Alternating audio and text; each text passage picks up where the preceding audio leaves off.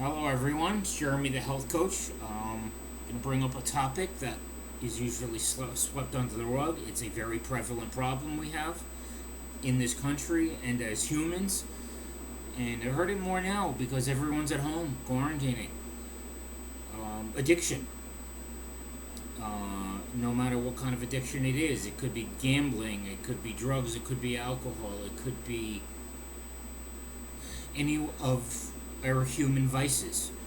Um, Doing some research into addiction, mainly alcoholism, um, came across something called the disease concept. Um, a disease is not something you do. It's not something you choose. It's something you have.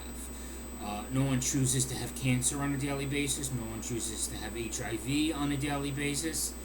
It's something you have. Um, the addiction concept is sometimes called an allergy, an adverse reaction to something in or on the body. In this case, the body begins to crave, beyond the person's full mental control, a poisonous substance or a toxic situation like gambling, debt, whatever it is. Uh, the body and the mind begin to crave, beyond the person's full mental control, bad situations or this poisonous substance. It's where sin comes in.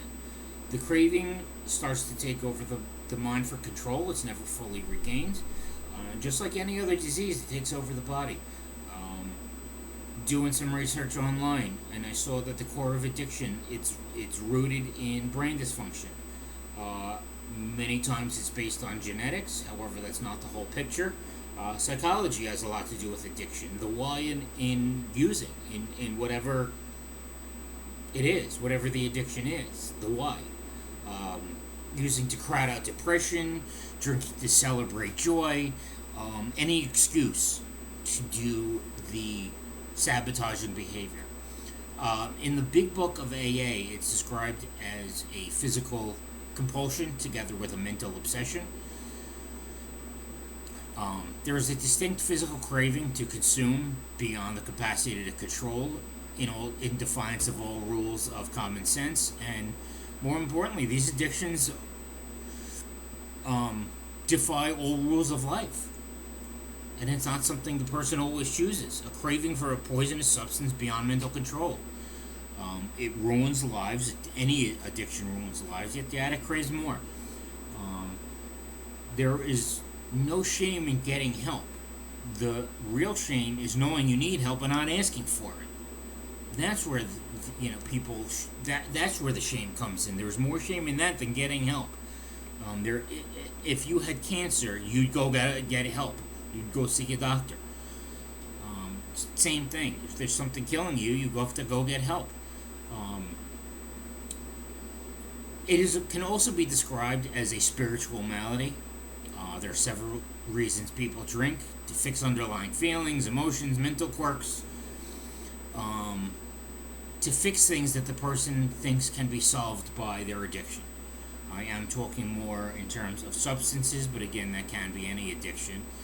Um, Addiction groups, they define spirituality in terms of connectivity, underlying feelings, the emotions, the adverse reactions to life, um, or for any other type of addict that the person thinks can be filled by their chosen substance.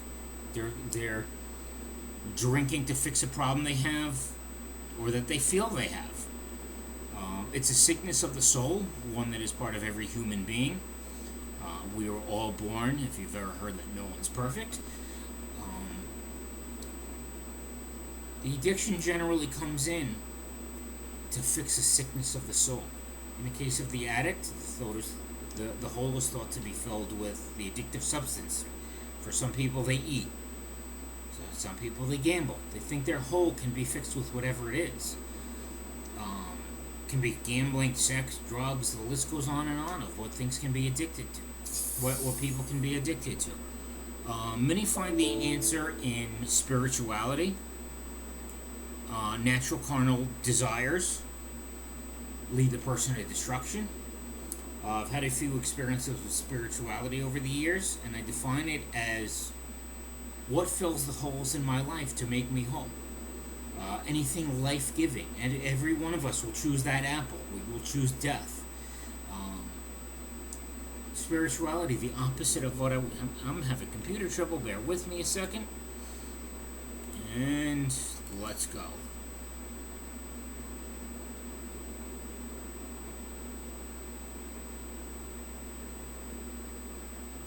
There we go. We're back. Sorry, I apologize. Spirituality, the opposite of our natural desires. I've had a few experiences with the spirituality over the years. Um, like I said, life giving, the opposite of what I normally do. I think I've said in every video I've made. George Costanza, if everything I've ever done has been wrong, by default, the opposite has to be right. Um, Many programs I've looked into it teach the idea of a power greater than oneself. If the person doesn't have the power to stop the addiction, then who does? Or what does? Um, if I can't stop smoking, I need a power to greater than the smoking to get me to stop smoking. Um, this is a central point of any 12-step based recovery group to lead the addict to any spiritual, non-physical, carnal way of life. Um, to turn the power over to that idea to help them control their own self-destruction. Just like any physical or mental illness, any malady, addiction is not something one chooses. No one chooses to have this phenomenon of craving for something that will destroy their lives. It goes against life. I said it's a sin. While not everyone has that particular sin, that particular addiction, it's part of every human being to choose to make mistakes, to choose the apple that we're not supposed to eat. And this is where getting help comes in. To it's part of every human on earth to get that help, to choose a better way. In recovery, each person can choose any concept of that power that they like. It can be a doorknob, it could be, which I wouldn't suggest. A friend of mine, when I lived in New York, we were sitting, he pulled me up onto the boardwalk overlooking the Atlantic Ocean. And we were talking about stuff like this. He was a very spiritual person, and he said, "You see that?" And it was like January, and it was cold. I didn't want to be there. And he says, "You look at that ocean right there. Who made that? Can you do that?" To teach me that there was a better way. God made the earth, the heavens and the earth, and everything to control the tide. We're talking about the ocean, to control the tides, using the moon, which is God knows how many miles away, to control our water supply, to help it, to turn, and that's where spirituality comes in. That no one person is God. Each person can choose a concept of that power that they like, that can save them from destruction. Every person is born with an idea of God, whatever they want to call it. In the case of the addict, the addict chooses that substance, that behavior to help them escape themselves and their misery in the first place. They think that substance can help save them from themselves. A good way, having lived along the ocean for most of my life, whether it's in New York or Florida, a good way to think of spirituality and a higher power can be described as a lifeguard. If you're drowning, you need that lifeguard. Your hands are going. The power that it can be described as a lifeguard who throws a buoy to the person. They throw it out to that person to bring them back to safety. Addiction has never been chosen by the addict. What the addict can choose is to get help. Like I said, there is more shame in knowing that you need help and not asking for it than asking for help. To choose life, there is no shame in saying, "I need help, I'm going to have to choose life here."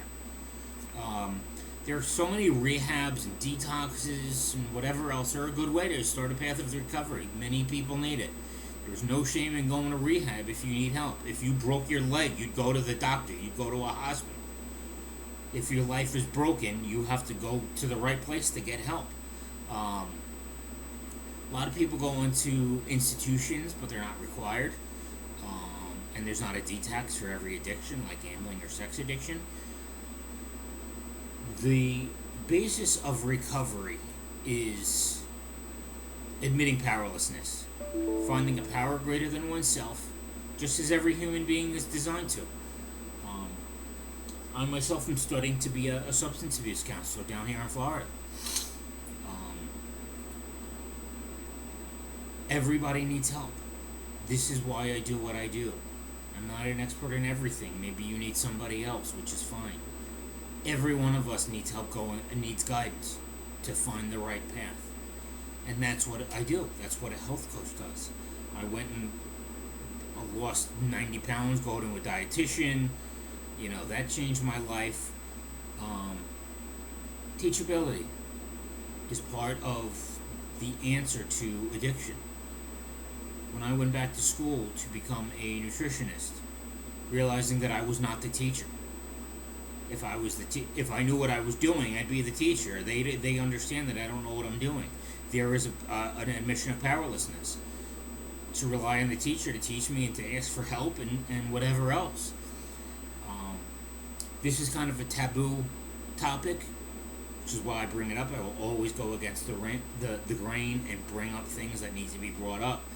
If you need help, you can find me here. ChangeYourLight.com. You can call a therapist, a detox, or rehab if you need help. For anything you ever need, there's always someone to help you. Again, we hope to hear from you, and have a good day.